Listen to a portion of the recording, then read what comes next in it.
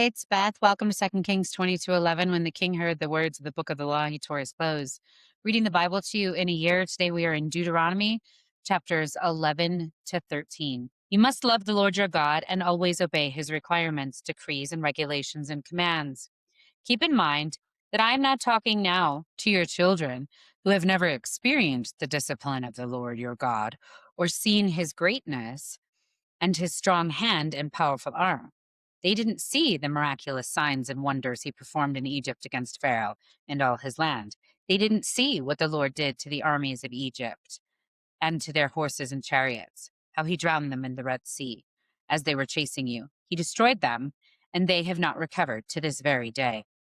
Your children didn't see how the Lord cared for you in the wilderness until you arrived here. They didn't see what he did to Dathan and Abiram, the sons of Eliah, a descendant of Reuben, when the earth opened its mouth in the Israelite camp and swallowed them along with their household and tents and every living thing that belonged to them.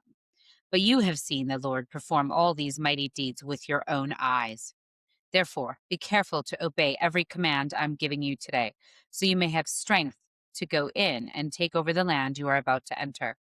If you obey, you will enjoy a long life in the land the Lord swore to give you to your ancestors, to you and to your descendants, a land flowing with milk and honey.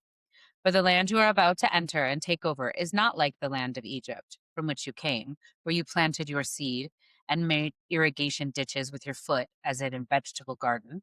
Rather, the land you will soon take over is a land of hills and valleys, with plenty of rain, a land that the Lord your God cares for. He watches over it through each season of the year. If you carefully obey the commands I am giving you today, and if you love the Lord your God and serve him with all your heart and soul, then he will send the rains in their proper seasons, the early and late rains, so you can bring in your harvests of grain, new wine, and olive oil. He will give you lush pasture land for your livestock, and you yourselves will have all you want to eat. But be careful. Don't let your heart be deceived so that you turn away from the Lord and serve and worship other gods. If you do, the Lord's anger will burn against you. He will shut up the sky and hold back the rain, and the ground will fail to produce its harvests. Then you will quickly die in that good land that the Lord is giving you. So commit yourselves wholeheartedly to these words of mine. Tie them to your hands and wear them on your forehead as reminders.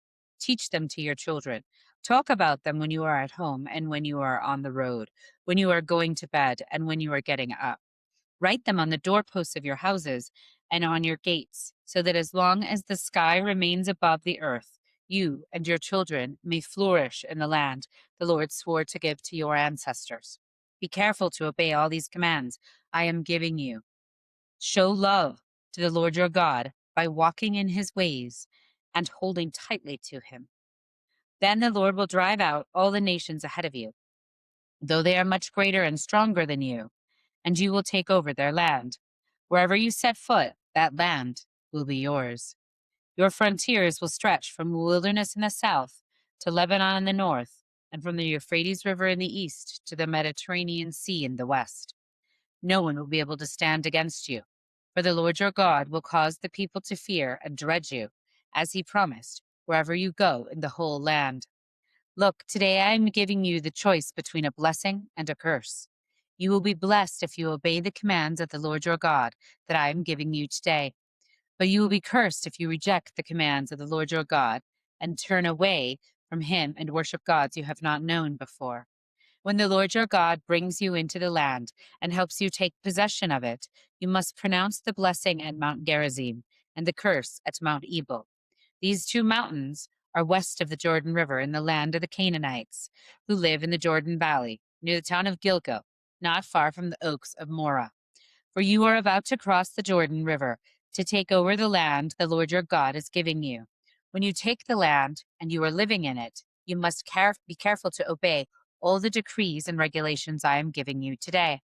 These are the decrees and regulations you must be careful to obey when you live in the land that the Lord your God, the God of your ancestors, is giving you. You must obey them as long as you live. When you drive out the nations that live there, you must destroy all the places where they worship their gods, high in the mountains, up on the hills, and under every green tree. break down the altars, and smash their sacred pillars, burn their Asherah poles, and cut down their carved idols. Completely erase the names of their gods. Do not worship the Lord your God in the way these pagan peoples worship their gods. Rather, you must seek the Lord your God at the place of worship he himself will choose from among all the tribes, the place where his name will be honored. There you will always bring your burnt offerings, your sacrifices, your tithe, your sacred offerings, your offerings to fulfill a vow, your voluntary offerings, and your offerings of the firstborn animals of your herds and flocks. There you and your families will feast in the presence of the Lord your God, and you will rejoice in all you have accomplished, because the Lord God has blessed you. Your pattern of worship will change. Today, all of you are doing as you please, because you have not yet arrived in the place of rest, the land the Lord your God is giving you as your special possession. But you will soon cross the Jordan River and live in the land the Lord your God is giving you. When he gives you rest from all your enemies, and you are living safely in the land, you must bring everything I command you: your burnt offerings, your sacrifices, your tithes, your sacred offerings, and your offerings to fulfill a vow, to the designated place of worship, the place the Lord your God has chosen for his name to be honored.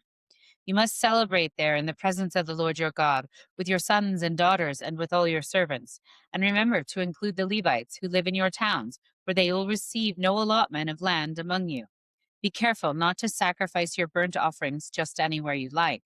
You may do so only at the place the Lord will choose within one of your tribal territories. There you must offer your burnt offerings and do everything I command you. But you may butcher your animals and eat their meat in any town wherever you want. You may freely eat the animals with which the Lord your God has blessed you. All of you, whether ceremoniously unclean or clean, may eat that meat, just as you now eat gazelle and deer.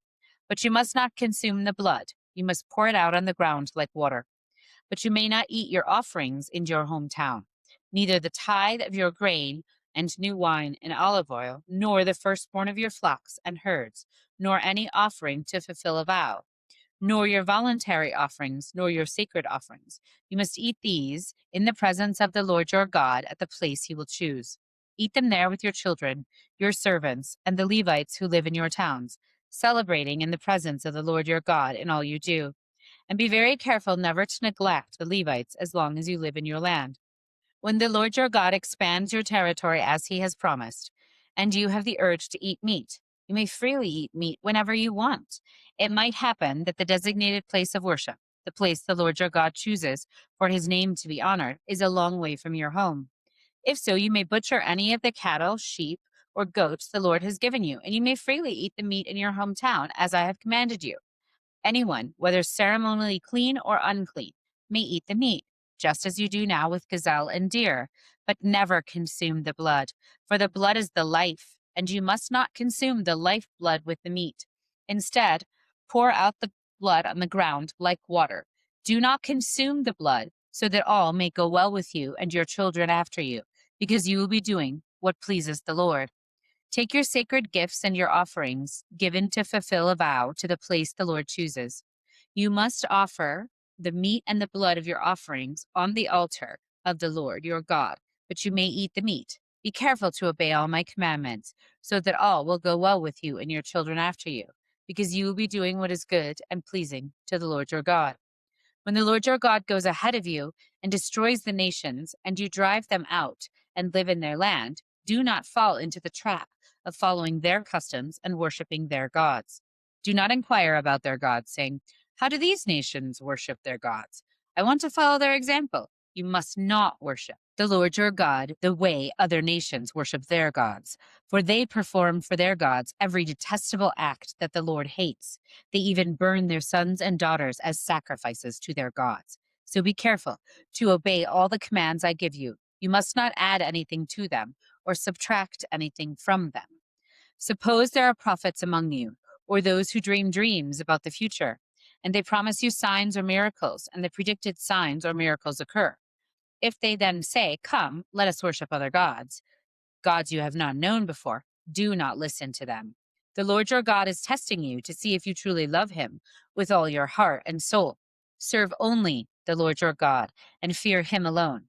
Obey his commands, Listen to his voice and cling to him.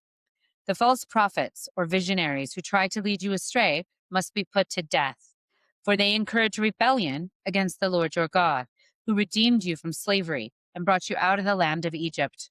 Since they try to lead you astray from the way that the Lord your God commanded you to live, you must put them to death. In this way, you will purge the evil from among you. Suppose someone secretly entices you, even your brother, your son, or your daughter, or your beloved wife, or your closest friend, and says, "Let us go worship other gods," gods that neither you nor your ancestors have known. They might suggest that you worship the gods of the people who live nearby or who come from the ends of the earth. But do not give in or listen. Have no pity and do not spare or protect them. You must put them to death. Strike the first blow yourself, and then all the people must join in. Stone the guilty ones to death, because they have tried to draw you away from the Lord your God, who rescued you from the land of Egypt, the place of slavery. And then all Israel will hear about it and be afraid, and no one will act so wickedly again. When you begin living in the towns the Lord your God is giving you, you may hear that scoundrels among you are leading their fellow citizens astray by saying, "Let us go worship other gods, gods you have not known before." In such cases, you must examine the facts carefully. If you find that the report is true and such detestable act has been committed among you, you must attack that town and completely destroy all its inhabitants, as well as all the livestock. Then you must pile all the plunder in the middle of an open square and burn it. Burn the entire town as a burnt offering to the Lord your God. That town must remain a ruin forever. It may never be rebuilt. Keep none of the plunder that has been set apart for destruction. Then the Lord will turn from his fierce anger and be merciful to you. He will have compassion on you and make you a large nation, just as he swore to your ancestors. The Lord your God will be merciful only if you listen to his voice and keep all his commandments that I am giving you today, doing what pleases him. The book of Mark, chapter 6, verses 30 through 56. The apostles returned to Jesus from their ministry tour and told him all they had done and taught. Then Jesus said, "Let's go off by ourselves to a quiet place and rest a while." He said this because there were so many people coming and going that Jesus and his apostles didn't even have time to eat. So they left by boat for a quiet place where they could be alone. But many people recognized them and saw them leaving, and people from many towns ran ahead along the shore and got there ahead of them. Jesus saw the huge crowd as he stepped from the boat, and he had compassion on them because they were like sheep without a shepherd. So he began teaching them many things. Late in the afternoon, his disciples came to him and said, "This is a remote place, and it's already getting late. Send the crowds away so that they can go to the nearby farms and villages and buy something to eat." But Jesus said to them, "You feed them." "With what?" they asked. "We'd have to work for months to earn enough money to buy food for all these people." "How much bread do you have?" Jesus asked. "Go and find out." They came back and reported, "We have 5 loaves of bread and 2 fish." Then Jesus told the disciples to have the people sit down in groups on the green grass. So they sat down in groups of 50 or 100. Jesus took the 5 loaves and 2 fish, looked up toward heaven, and blessed them. Then, breaking the loaves into pieces, he kept giving the bread to the disciples so they could distribute it to the people. He also divided the fish for everyone to share. They all ate as much as they wanted, and afterward the disciples picked up 12 baskets of leftover bread and fish. A total of 5,000 men and their families were fed. Immediately after this, Jesus insisted that his disciples get back into the boat and head across the lake to Bethsaida, while he sent the people home. After telling everyone goodbye, he went up into the hills by himself to pray.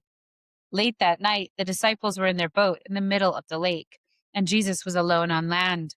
He saw that they were in serious trouble, rowing hard and struggling against the wind and waves.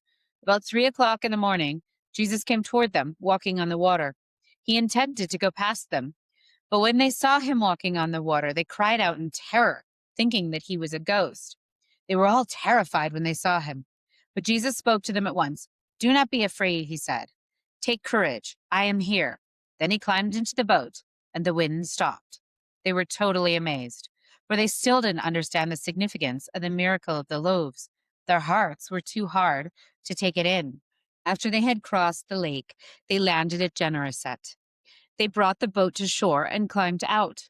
The people recognized Jesus at once, and they ran throughout the whole area, carrying sick people on mats to wherever they heard that he was. Wherever he went, in villages, cities, or in the countryside, they brought the sick out of the marketplaces. They begged him to let the sick touch at least the fringe of his robe, and all who touched him were healed. Thus ends the reading for today. Never walk alone.